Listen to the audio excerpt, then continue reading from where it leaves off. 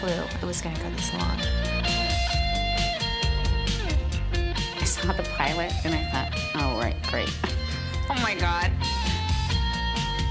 Nobody really knew. Nobody had a clue. You know, we did the first episode and it was fun. I remember when I saw the pilot for the first time and I thought, well, that's kind of okay. I don't know if it's going to get picked up. I should probably go and find another job. It was a pretty unanimous consensus that I'd be looking for another job real soon. Well, it's okay because I can be a waitress. I was supposed to do 8 shows.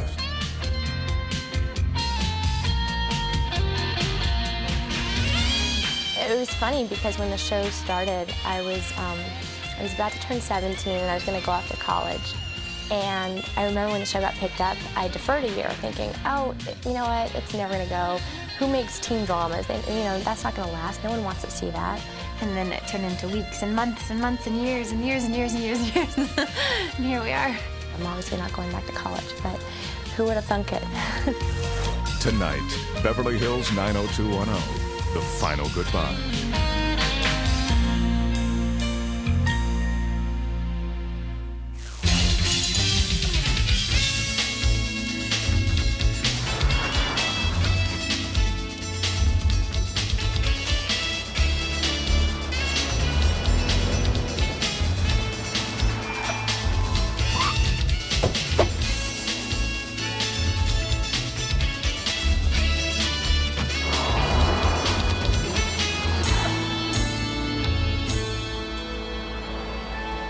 Kind of scary. First time I'd been on a big sound stage. Here I was embarking on a show that would inevitably be globally successful. Kind of scary.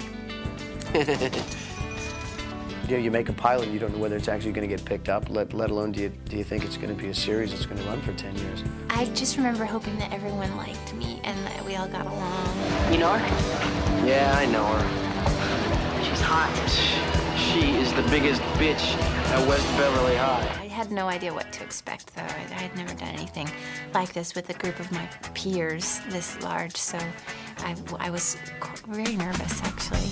And I remember seeing Luke, because I knew him in New York, and saying, oh, man, hi, how you doing? And he said, oh, Gabrielle. And he said, man, I'm so nervous. And he said, you know, I hope this goes on. I was really nervous because I felt kind of apart from them, that I was kind of just thrust into this and they were kind of looking at me weird because of my dad. Girls, it's the nature of them to do this. They sort of form little cliques and clubs and they get mad at each other about little things back and forth. Oh, yeah, there was vicious cliques. Yeah. There are only so many red dresses you can have in one shot. I mean, come on. We were all pretty much the same age, or at least lying that we were the same age. And we spent a lot of time together. We were all very friendly right off the bat towards like my little sister, and that just sort of happened. Brian and I bonded instantly because we were the same age. Well, you know, okay, yeah, there are occasional groupings here and there, that's for sure. It was basically the girls against the boys. We had a torrid love affair, me and Jenny, for quite some time. It just ended, actually, because her boyfriend found out. Anyways, no, I'm kidding. We were all thrown in this together, no one knowing anybody really too well, and we all started to form relationships, you know, that grew into family, really. It was very hard for me and Brian because we were in a relationship when I started the shows. You owe me. What did you have in mind? I'll think of something. No, not the club, David. David! My first impression of Gabby was I remember meeting her just going, yeah. You're Andrea, perfect, absolutely perfect. And I remember Jason walking in. He was so late, and I was like, what are you doing being late? This is like Aaron spelling, and it says his house, and it says, I was like, oh my God. There's this guy named Priestley. I love him. He's Brandon. To me, he's just Brandon, you know. I try to really always see him as Brandon. Jason does not exist. Early on in the show, you know, no one was really discussing their age. Jay was the most elusive. No one knew how old he was. He was probably 16 years old. When I started the show, I was 21. But he acted like he was 30 years old. Finally, one day, Shannon comes running on set. I know how old you are. You're 21. And Jay turned red. How do you know how old I am? How do you know that? She's like, I went in your dressing room and I looked in your wallet and I saw your license. And Jay just about threw her through the wall. That was quite an exciting day. Jason is always very gracious and friendly to everyone. The crew loves him. Everyone loves Jason, you know. He's a good guy. I hung out with Jason the most when we first started doing the show. I don't know if there was any real reason for it. We just kind of seemed to have a lot in common and had fun. And I love him forever. He, you know, I have a very special place in my heart for Jason. Thanks. When I watched the pilot, the one big thing that just kept resounding in my head was, I really need to cut my hair. I just had a bad mullet, man. Really bad salad going. You know, but you know, it was the time, right? You know, it was the 80s.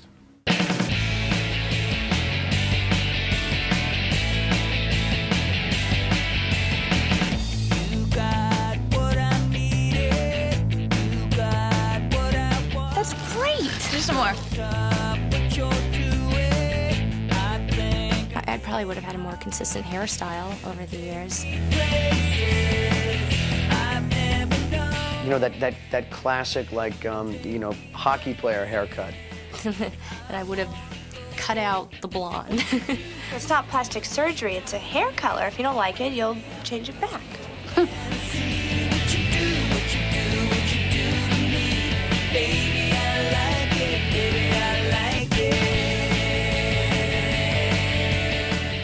There are, you know, a lot of horrifying images come up, but I just block those out and say, I love it all. The kinds of comments I get from my mother are like, Lindsay, don't flare your nostrils because on our TV they're the size of tennis balls. It was almost like a weird dream, like I was watching myself on something that I can't explain it, just strange. My butt was really big. I thought, man, I gotta work on that. My wife says I have no ass. Really? You know, it was, you know, pretty long, but then long in the back. You know, I had that kind of hair curtain going in the back. Scary. Oh, how embarrassing.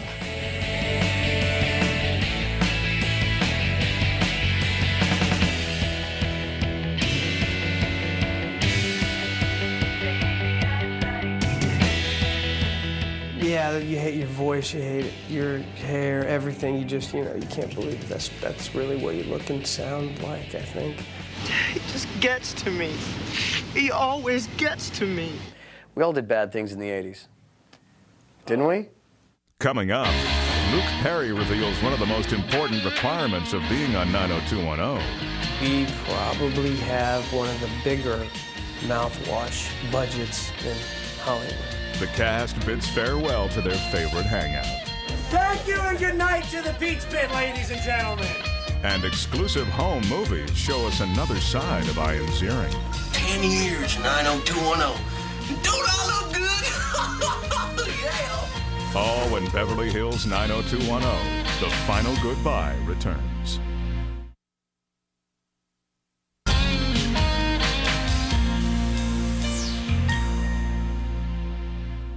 Yeah, you said something about work. I didn't know it about manual labor. I had such a crush on Brian when we first started. I just thought he was so cute, and I feel so proud to get to work with him.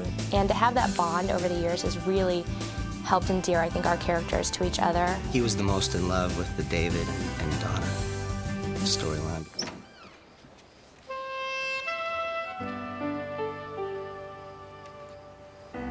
You like your surprise? Because that was like two people really growing. God, I get so lucky. You waited.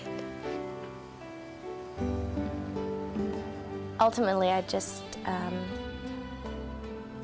want her to be with David and see where I wish I could see where their lives go when the show ends.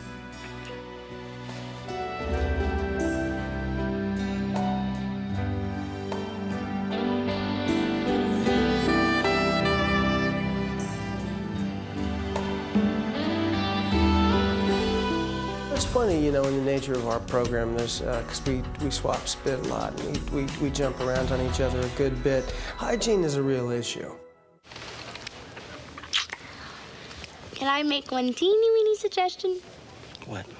Brush your teeth. You really know how to kill a romantic moment, don't you?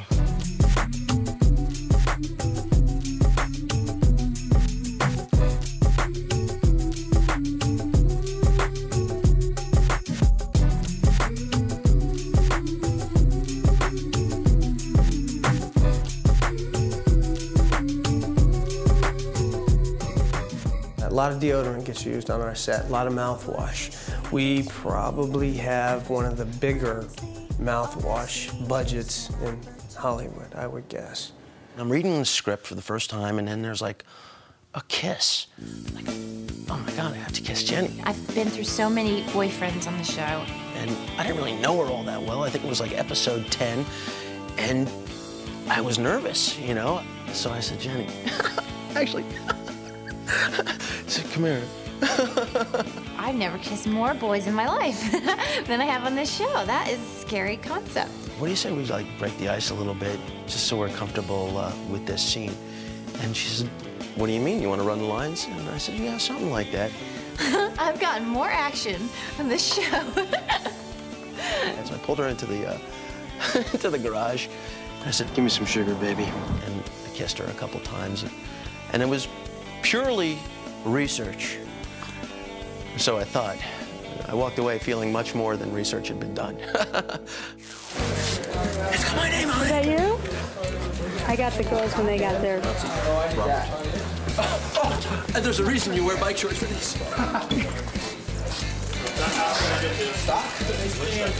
This is dirty. Oh my God, is it gonna crash? This is our sanctuary. When we come here, everything's okay, you know, and it feels better to come to work because you're surrounded by your friends and people that love you and support you. It's just really an amazing environment. Our initial audience was very broad. Parents were watching it with their children, their young children. Teenagers were watching it with their friends. College students were watching it with their friends. And over the 10 years, they've just kept watching it, and those people who've grown up now have children of their own that watch it. Now we have a whole new generation, people, young kids, like the 13-year-olds that missed us before watching FX now and catching up. I swear that's half the reason we're still on, is that parents started watching too. It's, you know, I know so many parents that are addicted to the show just like their kids are. You know, it's just this weird food chain that just kept going. I mean, I meet people now who are, you know, 25. They started watching the show when they were 15. It was a big family show. I mean, everywhere, you know, every time I went and did an appearance somewhere or talked to somebody else, and you know, these people would stand in line for hours to get an autograph or something, and you'd get this daughter and her mother who was just as excited to be up at the front of the line as her daughter was. And they would, I heard that 90% of the time, that the whole family would sit down and watch it. Well, I think the biggest thing that the show did was bring families back together on certain levels, because 90210 was definitely, I think, one of the first young shows that dealt with really serious issues.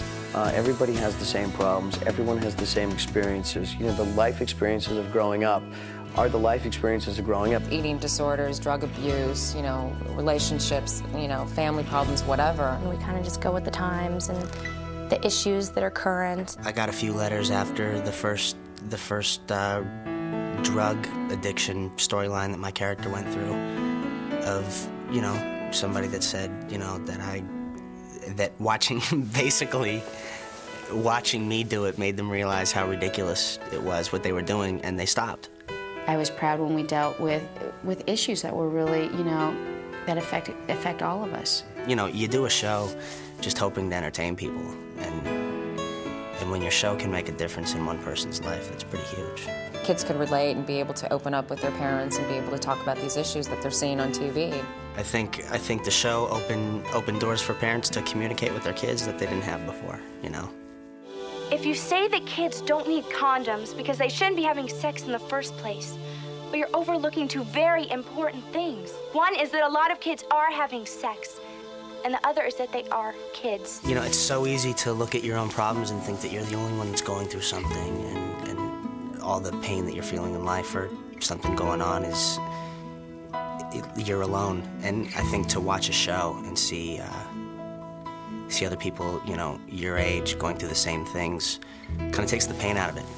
I'd like the show to be remembered as an issue-oriented program, one that touched a lot of people in a positive way, not just here in this country, but all over the world. And then I'd like it to be remembered as the Ian's Earring Show. Yes, ladies and gentlemen. 10 years, 90210. Don't I look good? Yeah. If Ian's on the set, you're always going to laugh. When he comes up with that #2 grin. Ian on caffeine is something out of this world. Ian's off the wall. I've seen him actually go from standing position on the ground in this office and leap onto the desk in like one single jump. I was amazed by his hair because I'd never seen a big white afro like that ever in my life. Ian, you're so bad. I didn't do anything to make everybody laugh. I have done things. Some things that I am not too proud of. Check, please. Ian's Earring has a lot of Steve qualities in him. He's a pretty funny guy. Oh, I'd change Ian's socks. It's my buddy. He'll drive me home. I can't. This is my car. Oh, my God. Ian's my brother. Ian is my older brother, and he will be for the rest of my life. And if I had to go home the day after we wrap here and know in my mind that I wasn't real and honest with him and he didn't get 100% of myself,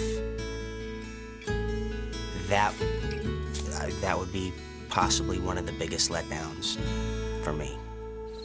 Hey, Slop, buddy. I'm gonna remember you for this. Coming up, Luke Perry's tips on lovemaking.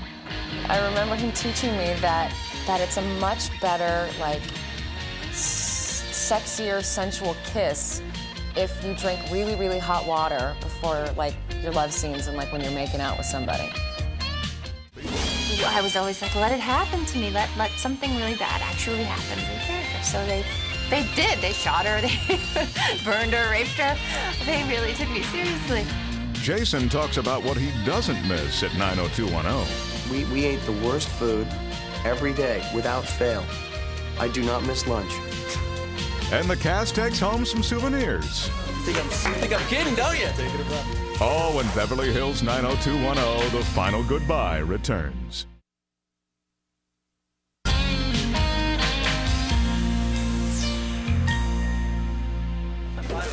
Make sure nobody knows. What's that?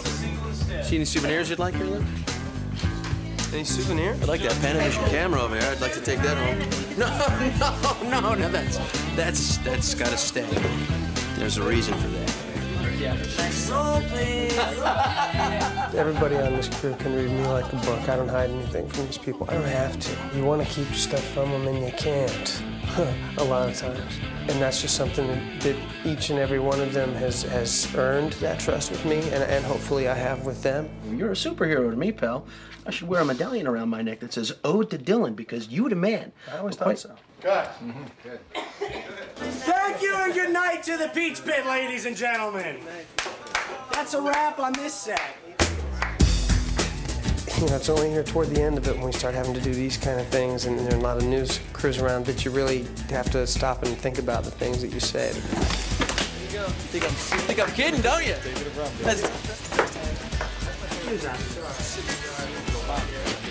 The rest of the time, it's pretty much a big free-for-all. They'll never know. Because it's very safe. Luke hasn't changed one bit. He is the same country bumpkin that he has always been. My first year with Luke I remember my very first love scene was with him. And I remember him taking his shirt off going, okay, that's not possible. He's thinner than I am. He's got a tinier waist than me. That's not right. Luke's really a hillbilly. I mean, he'll never admit it, but I know the true Luke.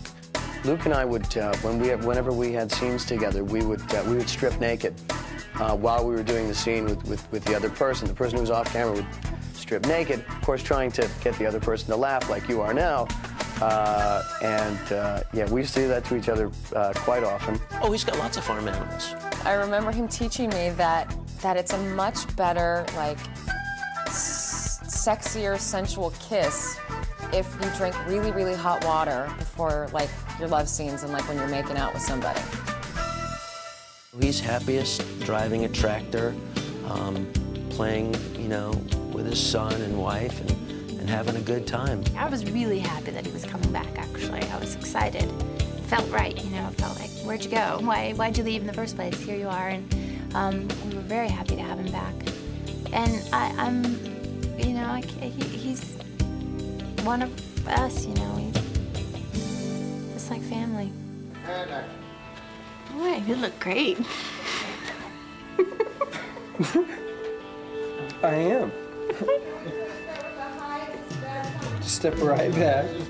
My character, I think more than any of the other characters, just has been through the most. Our show had always been kind of, you know, bad things that almost happened to beautiful people. That was like that the joke was over in the offices. But I was always like, let it happen to me. Let something really bad actually happen to the character. So they did.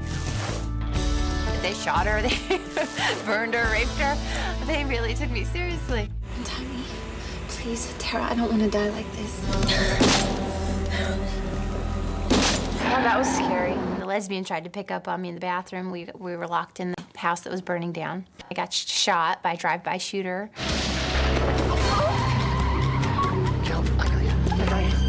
So many. It's just so many great memories.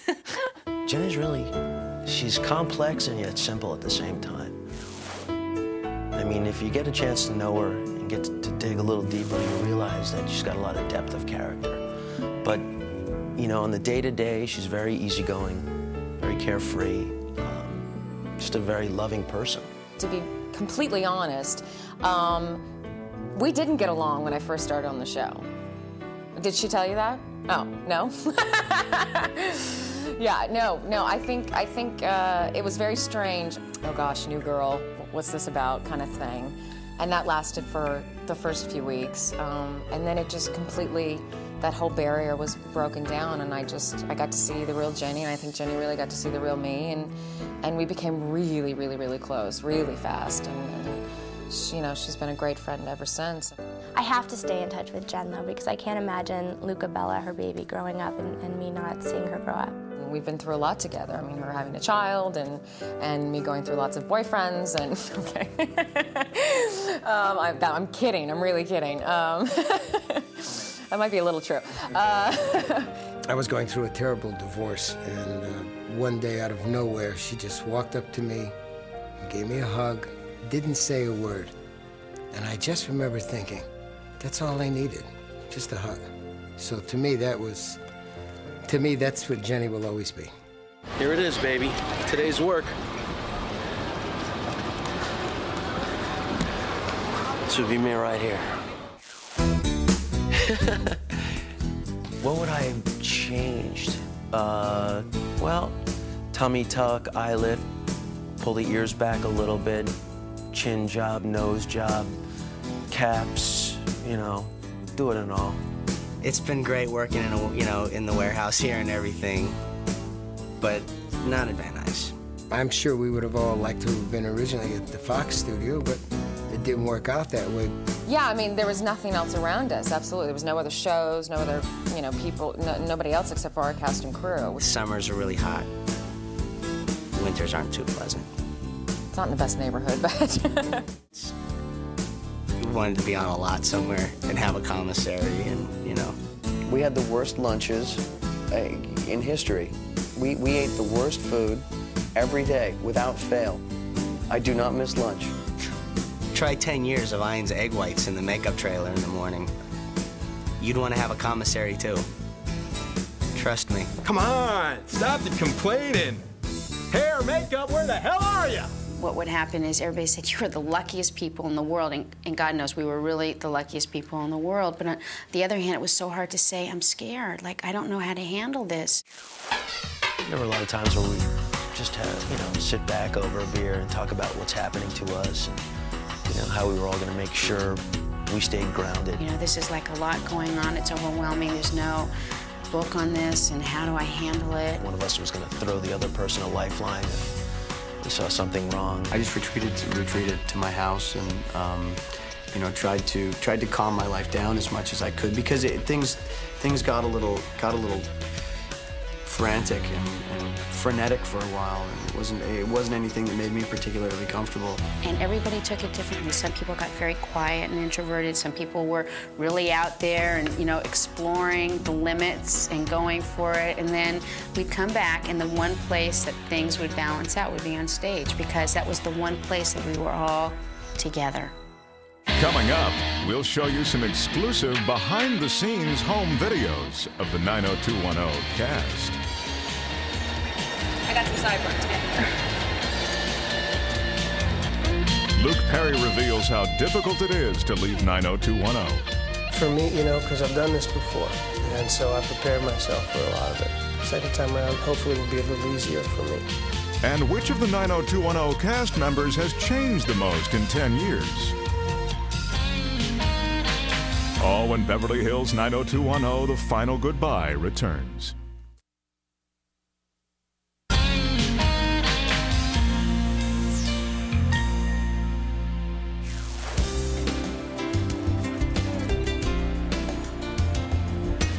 Action. I think it's so hard to actually show people being friends if they're not friends, and we're all such good friends and family, and we look out for each other so much that what you see on TV, us being a group, it's real. I've come to know Tori as an incredible woman, super talented, anything from comedy to drama. She's got her bases covered. I was thinking of Tori and how much I'm going to miss her. All the amazing things that make up who she is, Great things, the funny things, the weird things, the sad things, the bad things, everything. I'm gonna miss every single thing. She was quite shy, but very warm. Still, some people when they're shy like that, they still exude a great warmth to them, and she's always had that great warmth. She's grown up to be a terrific young lady. She's really funny. I want to do a few impressions.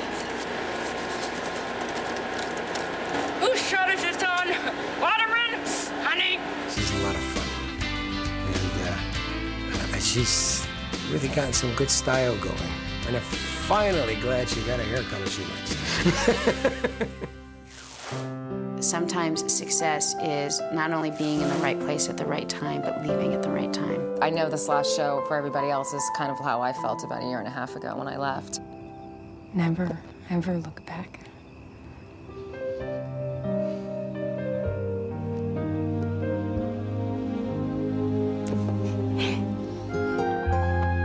Bye. Bye.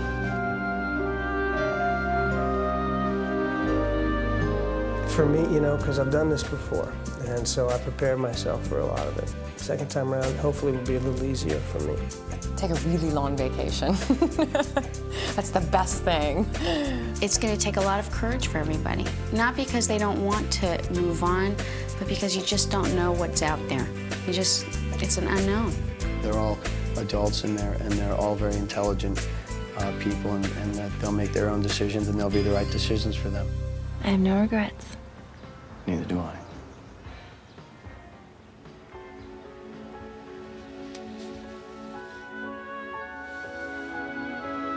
It was the greatest thing to do and the hardest thing to do, and I think that for me now, I look at the cast, and me as being emotional as I am, I cry for them too, because I know that they're afraid, and I know that they're excited and anticipating so much and not knowing what it's going to be like to leave this cocoon of security, of, something that's so familiar to them. Sometimes you almost wish it hadn't gone on this long, because, it's just it's a deeper hole you got to dig yourself out of.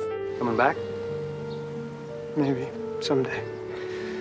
Maybe not. You're in relationships a lot deeper than you thought, and you got to say goodbye to people, and you didn't realize the space that someone occupied in your life until you really stop and think, okay, well, they're not going to be there tomorrow. They're not going to be there next week. I mean, you can really start to get your mind around that. It's pretty sad.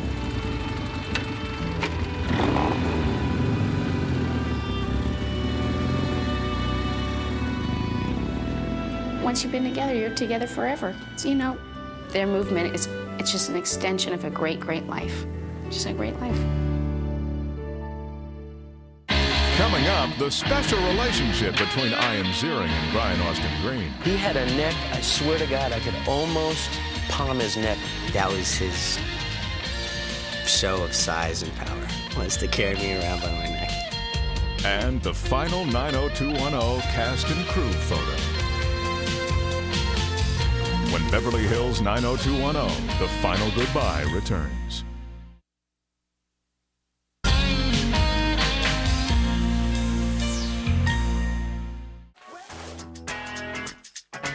Brian's the most different. I think we would all agree on that. He was shorter than me. Oh, Brian was so little when we started. He was like a little boy, and now he's like this big, handsome actor boy. He was small. He's not anymore, but he was small back then. And I remember him being small. And his voice was so high, it was higher than mine. But what's in a name? He had a neck, I swear to God, I could almost palm his neck when he started. Oh, little Brian. We used to call him Young Bri. Yeah, I was like 5'4" when we started doing the show, so he would pick me up by my neck. That was his show of size and power, was to carry me around by my neck. There's not much story to it. He did it every day. It was kind of a daily thing, you know? See him in the makeup trailer. Hey, Brian, Z, good morning. Pick me up, and hey, how you doing? With friends like Z, who needs enemies? Look, I got one!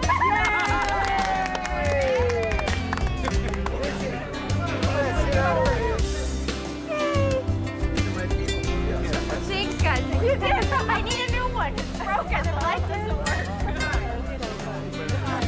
I've loved this crew. I've never loved a crew more. I mean, it's amazing.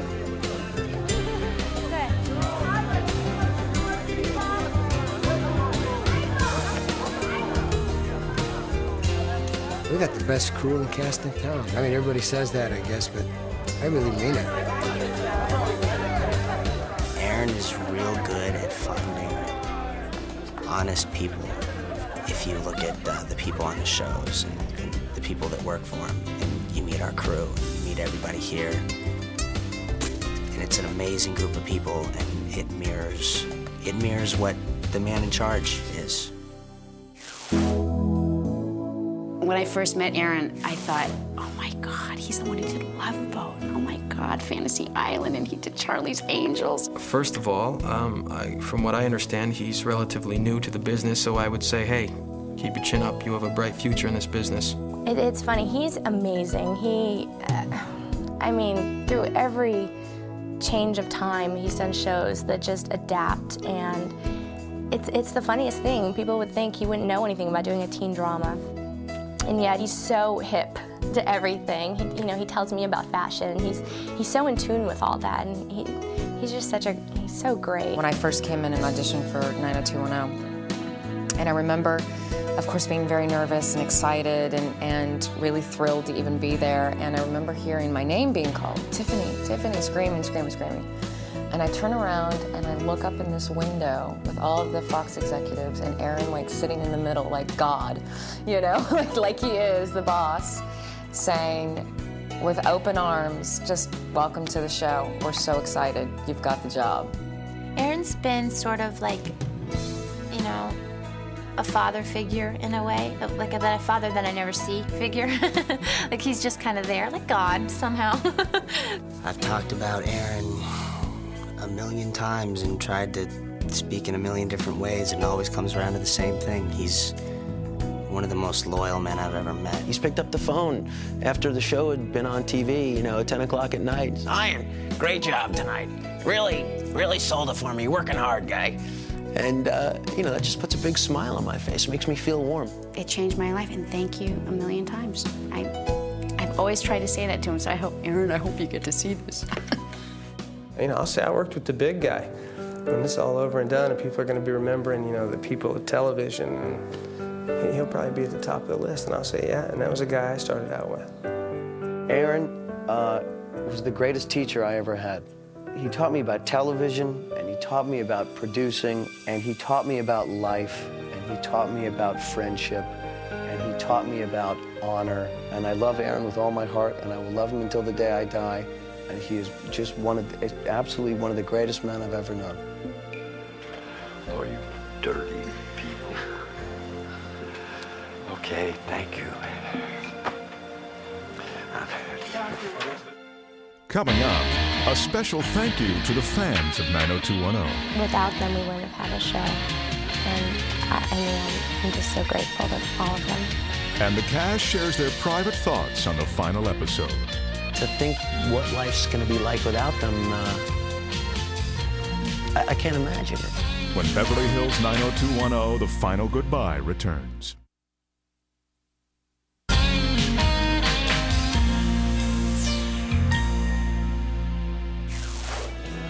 Folks, just wait. You're in the next shot. Everybody just wait. Here we go. Ready? And let's be working. Roll, please. Rolling. Okay, smile. Okay. That's the idea. Nice. We have great fans on our show. It's really very flattering when people approach you and they tell you, you know, I was late to the prom because I didn't want to leave because your show was on. You know, it was the last thing. My wife wouldn't go to the hospital. She was having a baby. She didn't want to leave till the show was over. We had to drive in the car watching a small TV. When we got there, she named the baby after you. You know, we hear stories like that, crazy stuff.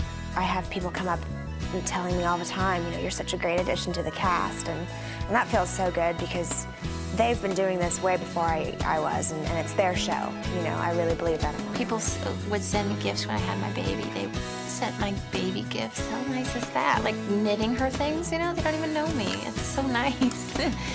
Without them, we wouldn't have had a show. And I mean, I'm just so grateful to all of them. Send a big kiss. Now here I go again looking for love. I should have learned my lesson, messing with them girls in the club. But yeah, I find myself in my new Cadillac riding high. I'm on my way to where these women want a piece of the pie. They do get served, that's my word, I ain't no fool, Pam. So why you acting like you talk, stay in school, Pam? I'm like that city where them brains are.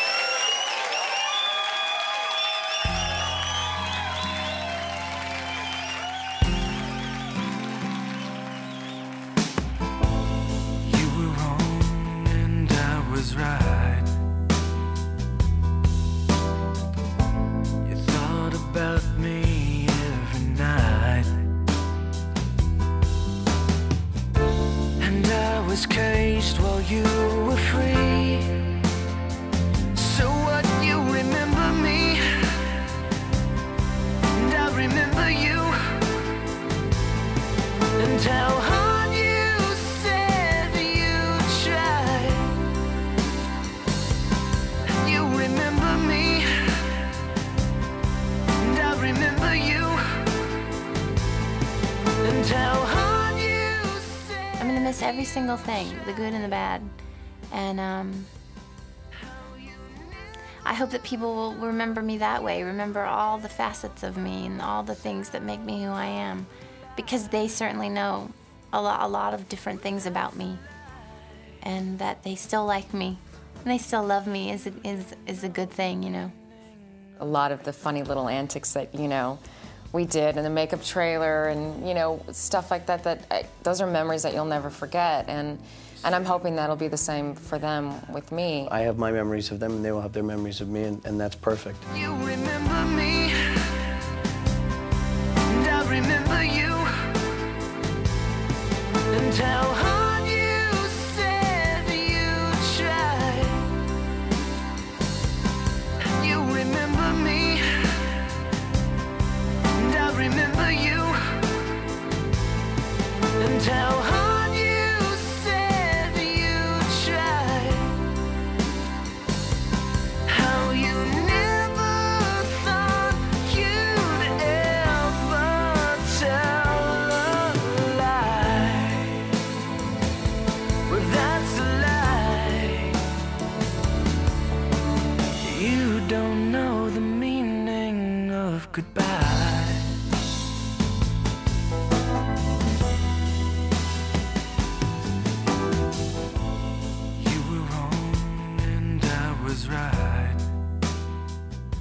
You know what, generally I want to be remembered as a real person. That's what I want people to know me for, that regardless, I put myself out and I was honest to people. And that carries over into everything. The thing that I would like people to remember is that I came in with a smile every day. I'd like to think that I'd still know them. You know, I'd like to think that we would still be in touch. I don't know how realistic that is, but I think it's pretty realistic. I will remember all these people as being a very significant part of my life. I hope that that's how I'm remembered to them. I'm so in the present right now. I'm so full and so nourished with my relationships with these people that I can't imagine thinking of them in a way away from the show. To think what life's going to be like without them, I can't imagine it. I don't want them to have to remember me because I want it to still be very much so in their lives. I don't want them to have to look back and be like, she was a great gal. I mean, I hope we're all still friends. Hopefully I'm the same guy going out as I was coming in. You know, we've gone through a lot of stuff and it's going to make you different in some way, but I think if you can basically hold on to the core of who you are, you're really doing okay. You remember me, and I remember you, and how hard you said you tried. You remember me, and I remember you, and how hard you said you tried. How you never thought you'd ever tell a lie. Well, that's a lie. You don't know the meaning of goodbye.